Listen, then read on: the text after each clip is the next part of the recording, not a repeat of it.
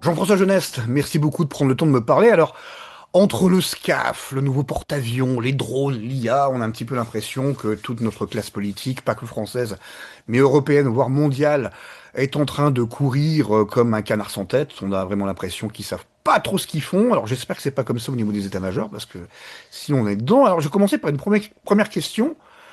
A-t-on encore besoin d'un pilote dans l'avion de chasse? Ah, ça, c'est une excellente question. Et ben, écoutez, si vous me permettez, je vais commencer par une anecdote. Alors, j'avais un ami, quand j'étais jeune ingénieur, qui lui était plus âgé déjà. Il était au commercial à l'époque, mais il avait commencé sa carrière dans Matra, qui faisait des Mhm. missiles, RR notamment, à ce qu'on appelait la division d'appui scientifique et technique. Et quand il faisait ce qu'on appelait enfin, l'ancêtre des simulations, des calculs, etc., un jour, il est allé voir le directeur technique qui s'appelait donc Ebel, il lui dit, Ouah, c'est magnifique, j'ai trouvé une façon de gérer la trajectoire du missile qui augmente la probabilité d'impact sur la cible et qui l'amenait à 99% à l'époque. Donc jusque-là, tout allait bien. Et il rajoute, et en plus, on tue pas le pilote. Et là, il s'est fait remonter les bretelles, où le directeur, donc Ebel, là, lui a expliqué que le but, c'était d'abord de tuer le pilote, parce que en temps de guerre, on peut sortir les avions comme des petits pains, mais un pilote, pour le former, il faut au moins 5 ans. Et la vraie denrée rare, c'est le pilote. Donc, à l'ère des drones aujourd'hui, garder un pilote dans l'avion, et notamment c'est le cas du concept SCAF de Dassault, me paraît absolument extraordinaire. Et je me demande ce qui a présidé à cette décision-là, puisque le SCAF, je le rappelle, c'est un avion central piloté avec un pilote à bord et avec, selon les configurations, 4 à 6 drones qui travaillent en collaboration avec l'avion central. Donc si on est dans un conflit, très clairement, la stratégie est toute trouvée. Il faut tuer le pilote qui est au milieu. Par ailleurs, je rappelle que la capacité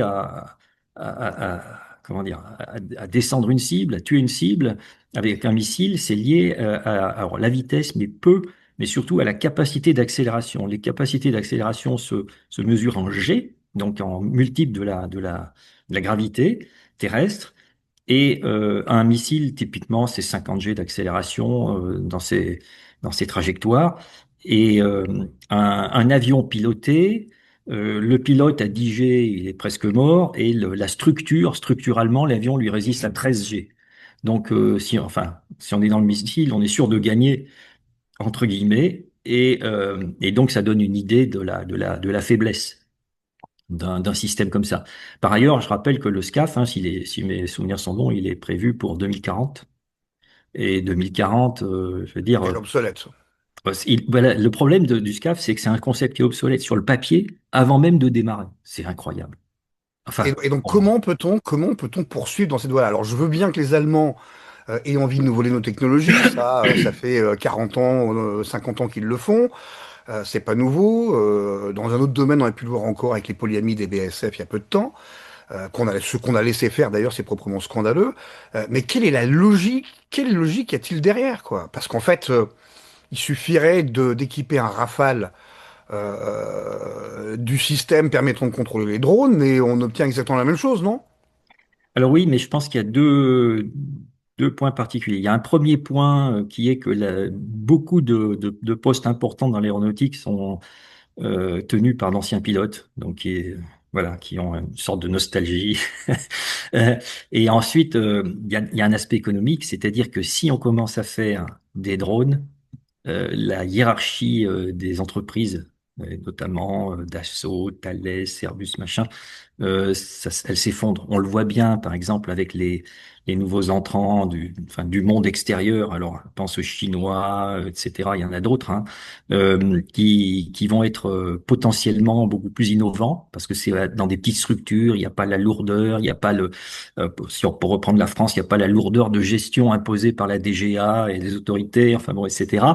Et donc, ça laisse beaucoup plus de place pour la même quantité d'argent à des innovations, des essais, des tentatives, si vous voulez, que aujourd'hui dans un système qui est complètement normé et phagocyté.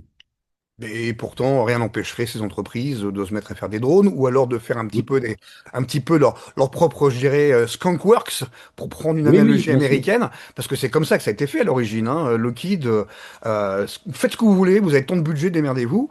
Et puis ça a donné l'U-2, ça a donné comment il s'appelle, le premier avion furtif, la très haute altitude, le SR-52, Le c'est ça? SR-71 de Ouais, Blackbird. SR-71, voilà, SR-71, ça a donné tout un tas de choses, et ce, dès les années 50, et le skunkwork fonctionnait de manière parfaitement indépendante.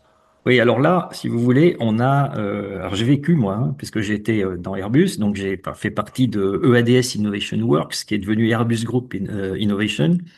Et c'était une sorte de copie conforme de Skunkworks il y avait l'équivalent chez Boeing, je me souviens plus, Phantom Works pour Boeing.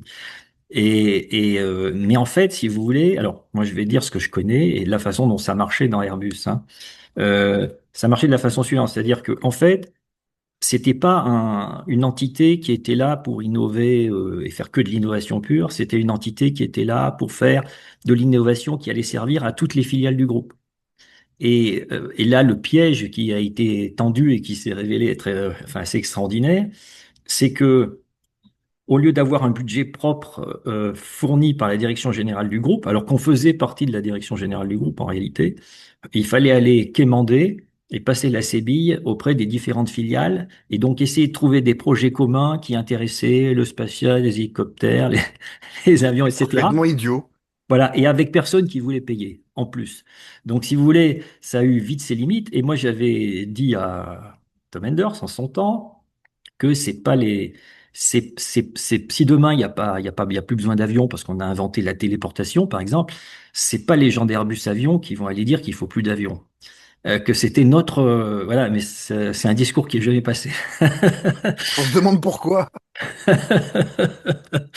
Oh, voilà. Pourtant, c'est la réalité, vous voyez. Bon, après, si je reviens sur les drones, il y a un point quand même qui est important, c'est qui est une question qu'on devrait pouvoir se poser. Les drones sont nés aux États-Unis, mais alors je parle des drones de type Reaper, hein, MQ-9, là, les drones Hmm. d'observation, qui ont été, si mes souvenirs sont bons, utilisés pour la première fois sur le territoire afghan, Oui. au-dessus du territoire afghan. Et bien entendu, tout le monde l'a vu et tout le monde aurait pu le faire. En fait, tout le monde a voulu le faire en France, dans les industriels, mais le système est tellement pourri, on va dire ça comme ça, que ils se sont, comment dire, stérilisés les uns les autres. La DGA a pas su choisir et finalement, elle a choisi personne. On était, il faut le rappeler, en récolte des bénéfices de la fin de la guerre froide, donc les budgets étaient chiches et étaient en décroissance, et donc ça a bien arrangé la DGA de ne payer personne pour faire des drones. Et après, si on se replace au niveau européen, avec les Allemands qui sont rentrés dans le jeu, les Espagnols et les Italiens dans une moindre mesure, les Allemands voulaient être les leaders des drones. Pourquoi? Parce que eux, ils n'ont pas à cause de la guerre, ils n'ont pas le background qu'on a dans le domaine aéronautique. Ils ont voulu phagocyter ça à l'intérieur d'Airbus, ça je l'ai vécu, hein, malheureusement. Mais bon, c'était lourd, cher, pas performant, enfin bon, etc. Et donc ça aurait pas intéressé beaucoup, même s'il y a eu le projet Eurodrone, qui existe peut-être encore, j'en sais rien, mais intéresse pas beaucoup enfin, l'armée française globalement. Bah, pourtant, on a acheté les Reapers, hein, il me semble. La France a acheté. Alors, oui, oui, mais on achète les Reapers américains, mais Ouais, c'est ça. l'Eurodrone, c'est autre chose, c'est un truc qui vaut 7 milliards d'euros, si je me souviens bien, et qui répondra probablement pas aux besoins. Ah bah, c'est génial, on a encore affaire à des. Non, parce que c'est pas très compliqué. Enfin, les trucs du genre MQ7, MQ9, on voit très bien aujourd'hui qu'ils sont déjà obsolètes, hein, puisqu'ils sont à battre très facilement. Ça vaut la peau des fesses. C'est plutôt parce que Quand on regarde la guerre en Ukraine, ou quand on regarde ce qui se passe en Iran ou à Gaza, etc., on se rend compte qu'en fait les drones, aujourd'hui en tout cas, ceux qui sont efficaces sur le champ de bataille, c'est quelque chose qui relèverait plus de l'artillerie en fait que de l'aéronautique. Alors On attendez, s'y penche bien. il faut préciser pour nos auditeurs là qu'il y a plusieurs types de drones. Les drones dont je parlais jusqu'à maintenant, là, Eurodrone et compagnie, MQ-9, Reaper, là, ce sont des drones, en gros, d'observation, de renseignement du champ de bataille. Donc, c'est ce qu'on appelle les drones MAL, pour moyenne altitude, longue endurance. Hmm. Donc, ces drones-là volent à relativement haute altitude, assez longtemps, enfin bon, etc. En fait, si personne n'en a fait, en réalité, c'est parce que même pas Airbus, quand j'y étais, ne voulait faire le vecteur, parce que le vecteur ne coûte pas cher, comme vous l'avez dit. Mhm. Par contre, tout le monde veut faire la charge utile. Parce que la charge utile, elle est très chère, puisqu'on demande des performances un peu particulières, et donc tout le monde veut se concentrer sur la charge utile. Mais alors, donc il y a eu plein de projets où finalement l'idée c'était d'acheter le vecteur à Israël, par exemple, et de lui mettre une charge utile. Vous voyez, des montages industriels qui, à mon avis, tiennent pas en matière de défense puisqu'ils sont dépendus d'une entité extérieure.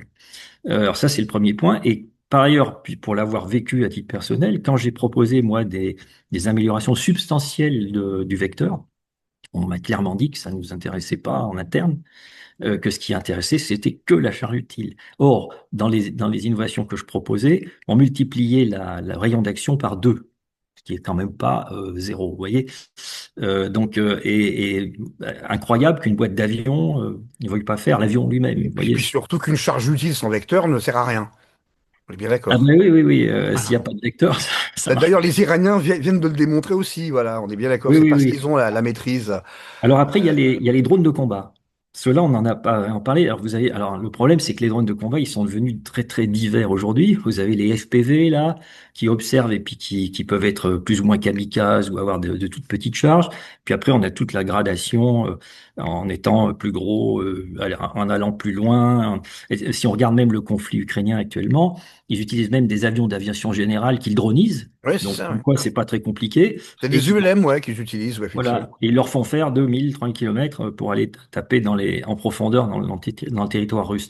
Donc, c'est pas très très compliqué, mais enfin, comme en 1940, quand on a la ligne Maginot, on est à peu près dans la même situation. On a au moins une guerre de retard, peut-être deux, dans le concept, même pas dans les produits, dans le concept. C'est grave. Et donc, pour passer au côté marin de la chose, le second porte-avions. Parce que ça, c'est drôle aussi, quoi. Alors, le porte-avions, oh là là. Euh, alors, le porte-avions, bah écoutez, je pense que le conflit ukrainien a montré très clairement que personne n'est capable d'arrêter un missile hypersonique. Comment dire, je ne sais même pas s'ils savent le voir sur les écrans de radar, mais enfin bon, ça c'est sûrement classifié. Donc en fait, aujourd'hui, l'impression qu'on a en regardant le conflit ukrainien, c'est que quand la Russie tire un missile hypersonique, le temps qu'on voit qui part du silo ou de l'engin où il est déjà arrivé, et entre-temps, on n'a rien vu. On peut imaginer un engin hypersonique arrivant sur un porte-avions, selon la charge, et si on en envoie deux ou trois avec des faibles charges ou un seul avec une grosse charge, voire nucléaire, bon, bah, le porte-avions, c'est terminé, quoi. Il n'aura même pas le temps de tirer un coup de feu, qui sera déjà mort. Et donc, c'est un engin impotent, totalement impotent. Et quand je vois qu'en France, on veut en faire un deuxième, alors là, je suis scandalisé parce qu'on va mettre 10 à 15 milliards d'euros dans un truc qui sert à rien, qui peut être détruit en rien de temps. Alors, j'avais écrit quelques années maintenant, que aujourd'hui, dans un conflit majeur entre Russie et États-Unis, les 12 porte-avions américains, dans l'heure qui suit la déclaration du conflit, il n'y en a plus un sur la planète. Exact, puisque les Chinois ont une infrastructure de surveillance satellite qui les permet de les traquer Oui, en permanence, quoi. Ils traquent toute l'US Navy. D'ailleurs, c'est pas pour rien que les porte-avions américains dans le golfe d'Ormuz, enfin ils sont pas dans le golfe d'Ormuz, oui, oui, ils sont pas dans en le détroit, ils retraite. sont à 400 kilomètres, à 400 000, pardon, à peu près 600 kilomètres Oui, oui, des bien côtes sûr. iraniennes, quoi. Et puis il y a aussi une chose à rajouter, ce sont les drones sous-marins. Ça aussi, c'est redoutable parce Ah qu'ils bah, les ils voient vont pas se- arriver. Alors, non seulement les drones sous-marins, alors, les drones sous-marins, c'est très, très, très compliqué, parce que ça dépend de la profondeur à laquelle ils sont. Il y a des endroits où on les repère mieux que d'autres, etc. Mais bon, il y a aussi l'aspect statique et passif où ils pourraient être en veille comme des mines, un petit peu, parce qu'on peut Bah, avoir c'est des ça, drones. apparemment, c'est ce qu'ont les Oui, Iraniens, apparemment, ils en auraient plus de 4000.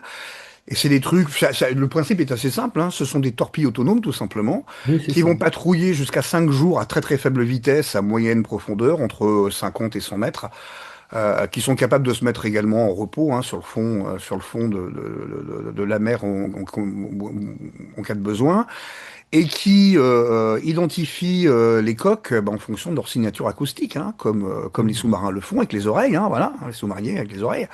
Et donc dès qu'ils en chopent une, en fonction parce que naturellement chaque navire a sa signature qui est propre, hein. Donc ça signifie qu'ils ont du renseignement. Ce renseignement, ils l'ont pas eux-mêmes, ils l'ont obtenu des Chinois, des Iraniens. Et tout cela est géré par IA, et donc ça vous fonce dessus entre 18 à 25 nœuds, quoi. Ce qui Oui, c'est suffirait ça. apparemment. Vous prenez une nuée de trucs comme ça, c'est imparable. Alors, ils peuvent aller vite, et encore, ça, c'est les Iraniens, parce que les Russes, par exemple, ils ont des torpilles à cavitation qui vont à 350 ou 400 km à l'heure. Et là, Les Iraniens aussi en ont, hein, dans leurs mini sous-marins. a priori, oui. Mais enfin bon, on attend de voir l'utilisation, si je puis dire. Et écoute, un porte-avions, ouais, bah, il y en a déjà au moins deux qui se sont fait taper, hein, au moins deux navires américains qui se sont fait Oui, taper, l'Abraham Lincoln et puis comment il s'appelle, le Tripoli, là, le navire de débarquement oui. amphibie, qui a fait demi-tour, qui a fait demi-tour prestement, après c'est pris en drone apparemment, mais bon. Oui, Mais oui. Si vous me permettez de faire un petit point politique sur la France, le fait de décider aujourd'hui de faire un porte-avions, un deuxième porte-avions, pour moi, c'est une décision qui implique un désir néocolonial.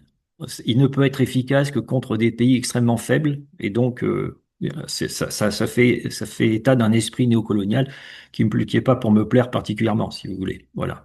Euh, Si on doit faire la guerre, c'est contre des vrais ennemis et pas contre des gens qu'on veut asservir. oui, non, en matière de projection de force, on connaît très bien les limites, hein, des porte-avions. Et vu la prolifération des techniques de vecteurs missilaires, hein, que l'on doit à nos chers amis chinois qui l'ont joué très très fine depuis 15 ans, hein, c'est la Oui, fameuse affaire Carly, si je ne m'abuse. Ils ont proliféré tout ça sur les routes de la soie, en particulier à l'Iran, qui est quand même la pièce maîtresse du dispositif, hein. Et on voit ce que ça donne aujourd'hui, quoi. Donc, c'est un grand oui. annulateur de puissance, là. Quatre porte-avions dans la région, trois ou quatre porte-avions dans la région, les Américains, donc escadrent avec l'escorte et tout le tremblement, et Oui, il oui, n'arrive à le rien. groupe aéronaval.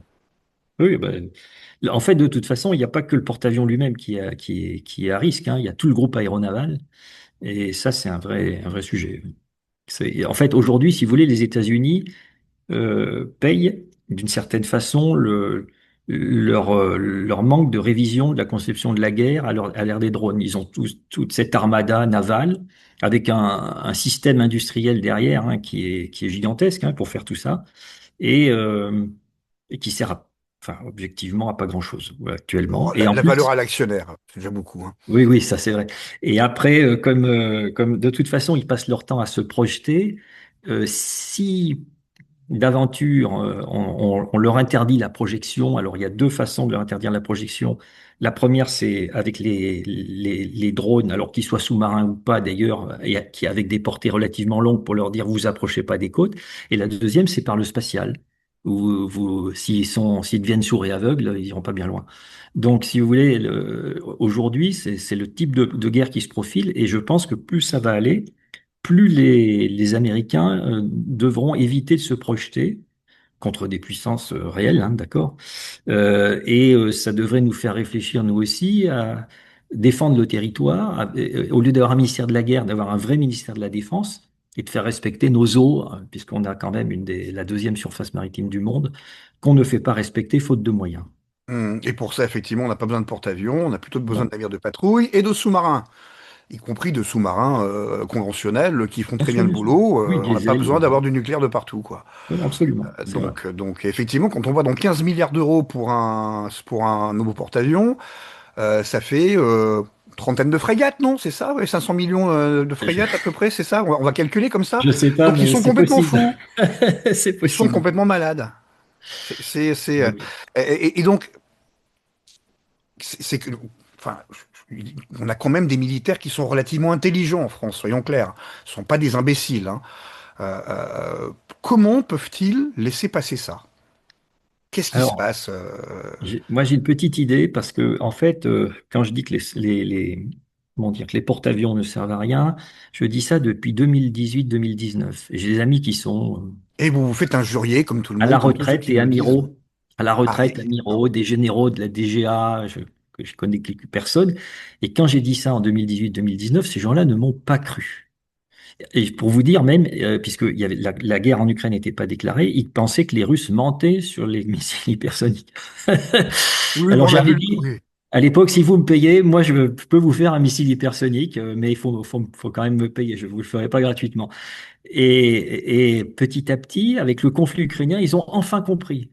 Mais ce sont des retraités. Je ne sais pas si les gens en active, alors non seulement probablement qu'ils en ont conscience, mais est-ce qu'ils ont le droit de dire non, non, mais il faut arrêter, il faut faire autre chose? Et est-ce qu'ils peuvent revenir en arrière dans un système qui est quand même extrêmement contraint, où aujourd'hui la DGA joue un rôle, de mon point de vue, délétère, puisque c'est pas les militaires de terrain qui commandent leurs armements, c'est la DGA qui les commande, en Hmm. quelque sorte, et qui commande les développements. Donc là, Ça, il y c'est a un comme. problème. Il y a quand même une responsabilité du pouvoir politique qui est immense, là, en la Ah oui, matière. pour le pouvoir politique, il faudrait avoir des gens intelligents au pouvoir et ça fait longtemps qu'on n'en a pas. Donc, si vous voulez. C'est vrai, c'est vrai. Et donc, oui, donc on parlait donc de contrôle du domaine maritime français qui est effectué par manque de moyens. Vous aviez un projet, moi, que je trouve assez intéressant, c'est votre projet de dirigeable porte-drone.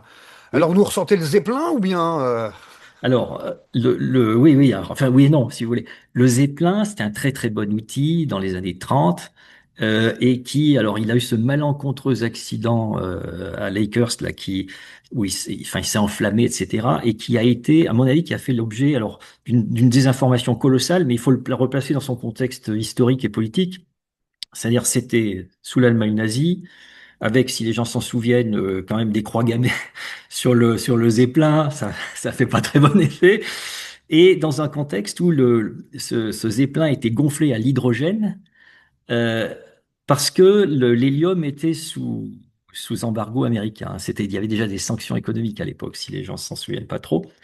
Et alors, la désinformation, elle a consisté en quoi? Alors, j'invite tous les gens qui nous écoutent à aller regarder des images, hein, des photos qui ont été prises à l'époque de l'incendie du Zeppelin, parce que tout le monde a dit c'est l'hydrogène.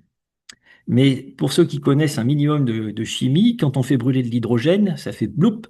En général, la flamme est bleue au mieux, et ça s'arrête là.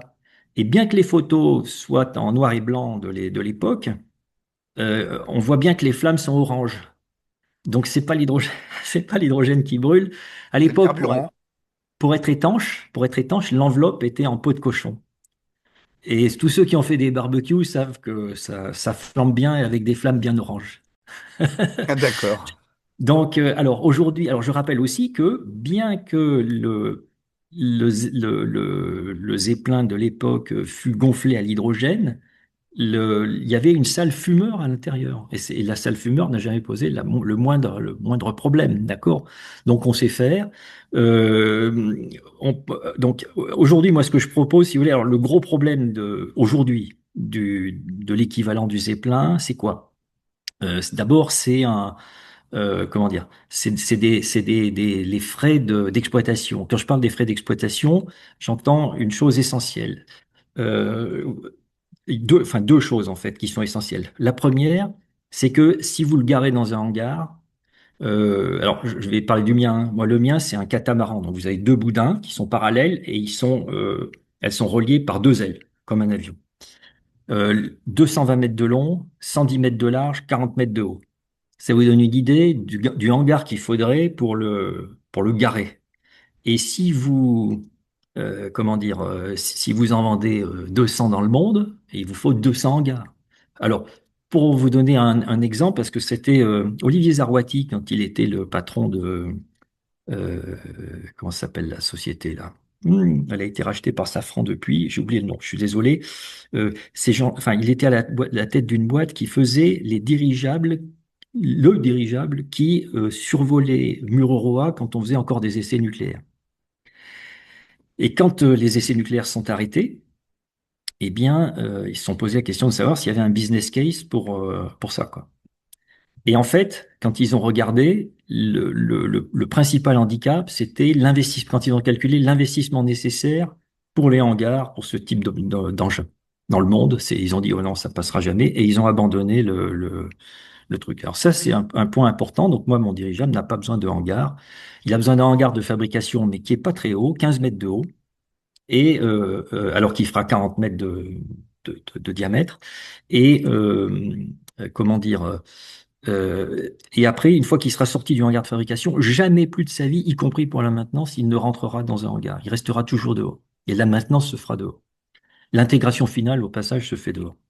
Et le deuxième sujet, ce sont l'infrastructure pour qu'il atterrisse. Alors, l'infrastructure pour qu'il atterrisse, si vous voulez, en gros, il y a allez, deux types d'infrastructures. Vous avez le hangar dont j'ai parlé, donc je ne reviens pas dessus, et vous avez un mât. Vous avez un mât auquel on va attacher avec une corde en gros, hein, enfin on va être simple. Comme le Zeppelin. Voilà, comme le zeppelin. Et s'il y a du vent, bah, il va tourner autour en flottant, etc. Alors on a deux problèmes avec ce mât. Le premier, c'est qu'il faut déplacer le mât. Il faut qu'il y ait un mât là où on va atterrir, à l'avance. Et ça, c'est un gros problème parce que c'est des mâts, ça pèse des dizaines de tonnes, donc il vous faut une infrastructure routière, enfin, etc. Et bon. Et ensuite, le mât, il peut pas résister à tous les temps et à tous les vents. Et donc, de temps en temps, ça s'arrache. Et ça a été le cas euh, du dirigeable britannique dont j'ai perdu le nom, le Lander 10 ou un truc comme ça. Enfin bon, qui a été arraché par le vent en Grande-Bretagne de son mât et qui allait se cracher dans la forêt qui était derrière. Donc, vous voyez, ça donne une idée. Donc, moi, ce que je propose, bien entendu, j'ai pas de mât, j'ai pas besoin de préinstallation. On peut aller d'un point à un autre. Il faut dire qu'à l'origine, je l'avais conçu pour les militaires. Donc, qui voulaient aller un peu partout, dans le désert, enfin, etc. Et Ouais, mais ça pouvoir. peut être aussi, ça peut être aussi extrêmement intéressant, par exemple, comme plateforme d'observation, puisque ça peut aller à des altitudes pas possibles. Ça avance relativement lentement, donc ça peut suivre une escadre de marine. C'est intéressant, ça, non? Alors, Ah. pour l'observation, oui, parce que, alors, pour l'observation, si vous voulez, on a de gros avantages, puisqu'on parle militaire, là. Puis la charge utile aussi, qui doit être énorme, non? Alors, moi, ce que je propose aujourd'hui, c'est un programme en plusieurs étapes. Première charge utile, 100 tonnes de charge utile, euh, avec 60 000 kilomètres de rayon d'action sans refueling. D'accord? Ça, une fois et demi le tour de la Terre. Deuxième étape, ça sera 500 tonnes. Troisième étape, 1000 tonnes. Et quatrième étape, 10 000 tonnes. Donc, on commence à avoir voilà. Ensuite, pour l'observation, si vous voulez, je vous ai donné les dimensions tout à l'heure. Donc, on peut faire de l'interférométrie avec ça. C'est-à-dire, vous mettez plusieurs systèmes, alors soit d'observation optique, soit d'observation radar, soit enfin, ce qu'on veut, et on va donc pouvoir voir avec des précisions et des résolutions qui sont assez extraordinaires, y Ça, compris pour les ça télécoms. peut être autonome également. C'est un drone, hein, on est d'accord. Oui, alors le mien est 100% dronisé. Ça, c'est un aspect commercial, si vous voulez. Euh, le système ne veut pas payer des pilotes pas chers. Donc le mieux, c'est de pas en avoir et de droniser. Bon, par ailleurs, on a quand même un avantage par rapport aux avions, c'est-à-dire que en cas de panne ou quoi que ce soit, le système, il flotte. Donc il va pas se cracher sur les habitations, etc. Il y a pas il y a pas vraiment de problème, quoi. Et après, il faut pas oublier, puisqu'on parle de militaire, la fonction AWACS. La fonction AWACS, elle est très importante et avec des bien meilleures performances qu'un AWACS lui-même. Hein. Donc, puisqu'on peut rester beaucoup plus longtemps en vol, stationnaire ou pas, on peut emporter plus de matériel, bien entendu. Enfin bon, etc. Il y a vraiment des possibilités importantes dans ce domaine-là. Et puis, on peut avoir des lasers de puissance à bord, puisque là, moi, ce que je propose aujourd'hui, c'est l'équiper d'un laser à 10 gigawatts puissance crête pour éventuellement descendre des ennemis. Donc, alors, il y a des problèmes avec les lasers, même à haute altitude, bon, ça, c'est pas aussi bien que ce qu'on pourrait penser, parce qu'en fait, ce qui se passe, c'est que comment dire, la lumière est tellement énergétique qu'elle va faire chauffer l'air quand elle passe dans l'air. et elle va, comment dire, donc l'indice de réfraction de l'air va se modifier au passage de la lumière et le faisceau qui était convergent va finir par diverger. Donc on peut pas aller très très loin, mais si on fait ça par pulse et assez rapproché, on peut imaginer avoir oui, de bonnes portées et être assez efficace. Voilà, c'est des exemples, hein. Alors, porte-drone, bien entendu, vous en avez parlé. Ben, oui, c'est clair, hein, porte-drone, et si on fait 1000 tonnes ou 10 000 tonnes, donc on peut commencer à emporter pas mal de matériel, quoi. Alors, pour la logistique aussi, militaire, euh, il est bien clair que avec même le 100 tonnes, il sera meilleur que l'Airbus A400M comment dire, pour approvisionner le champ de bataille. Alors, pour plusieurs raisons. D'abord, bon, 100 tonnes, c'est plus qu'une charge utile d'un 400M, ça, c'est pas la question.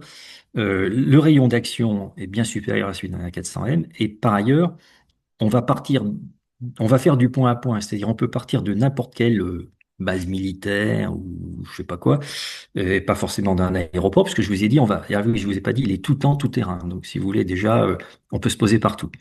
Et on va pouvoir atterrir directement sur le champ de bataille. Si on compare au conflit afghan, le conflit afghan, lui, si vous voulez, il fallait que les matériels arrivent, on va dire, à Roissy ou Bourget, quelque chose comme ça, ou une base aérienne. Et ensuite, après, il fallait aller Bagram, dans un pays, alors soit en Russie à l'époque, je pense, peut-être le Kazakhstan, Tadjikistan, Tadjikistan. Tadjikistan, oui, d'accord. Mm. Et ensuite, il fallait amener par route jusqu'au champ de bataille, vous voyez. Ou alors souvent par hélicoptère, par les Américains, ils faisaient ça au Chinook, à partir de Bagram, Oui, mais pour 20 leur tonnes, FOB. 20 tonnes max, hein. Ouais, 20 oui, c'est ça, mais c'est pour les FOB, quoi, voilà, c'était... Voilà, c'est ça, c'est pas du tout. Et donc, en fait, en logistique militaire, on est très très loin comment dire, de ce qui existe actuellement. On est bien supérieur à ce qui existe actuellement, quoi. Et donc, pour revenir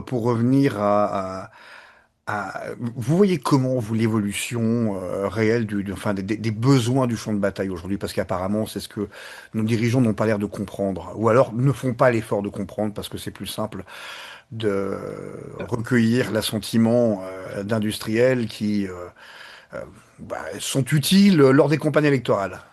Oui, alors, je vais pas répondre à votre question parce que d'abord, je sais pas y répondre, mais je pense que la réponse à la question dépend d'une ou deux questions qu'il faut se poser d'abord.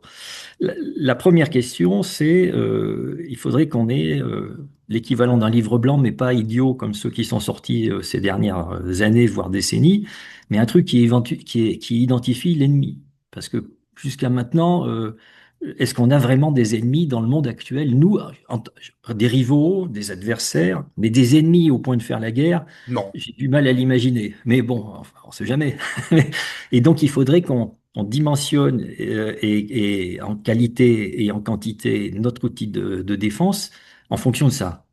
Bon, actuellement, ça, c'est pas fait correctement. Et bon, on peut crier au loup avec les Russes, mais c'est pas vrai. La Russie va pas nous attaquer. Ils sont que 150 millions, on est 500 millions, ils ont pas les moyens. Et on parle du nucléaire, mais c'est tout. Alors, les le Chinois non nucléaire, plus, ils sont pas du tout intéressés à oui, mener des opérations militaires hors de leurs frontières. C'est d'ailleurs pour ça qu'ils arment les autres, hein, voilà. mais notamment les Alors après, Iraniens. Mais vous faites bien de le dire, puisque je prends au vol, c'était mon deuxième point. Le deuxième point, c'est si on veut une industrie de l'armement forte et exploitatrice, et qui soit normative au niveau mondial pour nous, comme avantage compétitif, si vous voulez, là, il faut faire une cartographie globale du monde, savoir qui on va soutenir, pourquoi, comment, etc. Et donc, enfin, dimensionner, subventionner notre industrie pour faire ça. Et à ce moment-là, ben, il faut regarder les besoins en fonction des pays qu'on aura identifiés qui font partie de notre sphère d'influence. Mais ça, c'est pas fait. C'est jamais fait. Donc, en fait, on n'a pas ouais, de stratégie, soyons clairs. Enfin, au sens on y de, en a de pas. celle que disait celle dont parlait le général Poiret, de stratégie intégrale, on n'en a pas. Non. On invente, on improvise, on fait du coup par coup, quoi. Alors, oui, même, enfin, c'est pire que ça. On vit, enfin, un peu comme si on était derrière la ligne Maginot. On est tranquille. On a la ligne Maginot du nucléaire aussi. Ne rêvons pas. Alors, Bon, mais nucléaire, pourquoi? elle est réelle, celle-là, pour le coup, mais... Celle-là, elle est réelle, je suis d'accord. Il faut continuer, là, elle est très importante, cette composante nucléaire. Mais après, pour le reste, entre guillemets, on s'en fiche un peu. On fait par habitude et par connivence, puisqu'on continue à faire travailler des gens sur des sujets, on parlait du SCAF tout à l'heure, du porte-avions, etc. Ce qui m'inquiète, moi, bon, que les politiciens soient nuls, on y est habitué, mais que l'industrie d'armement soit corrompue au point d'accepter de faire des choses qui servent à rien, ça m'inquiète davantage, si vous voulez, parce que, enfin bon, la responsabilité morale d'une industrie d'armement, c'est quand même de fournir des outils qui vont servir et qui ne sont pas obsolètes avant d'avoir vogué, volé, je ne sais quoi, ou roulé. Donc franchement, là, je suis un peu, enfin, Bah, bah, pour moi, c'est de la corruption. Trappier freine de deux pieds, a toujours freiné des deux pieds hein, sur le SCAF. Hein. Alors pas forcément pour les raisons que vous citez, mais notamment parce qu'il c'est hors de question que les Allemands viennent encore voler nos technologies, quoi, parce que c'est ce qu'ils veulent, hein, on est bien Oui, d'accord. oui, Hein. oui, mais je comprends bien pour les Allemands, mais si vous voulez, le concept de SCAF, il est sorti de chez Dassault, non? Oui, c'est ça, oui, les sorties chez l'assaut, oui.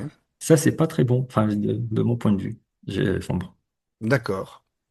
Bien écoutez, Jean-François Jeunesse, merci beaucoup. c'est moi qui vous remercie.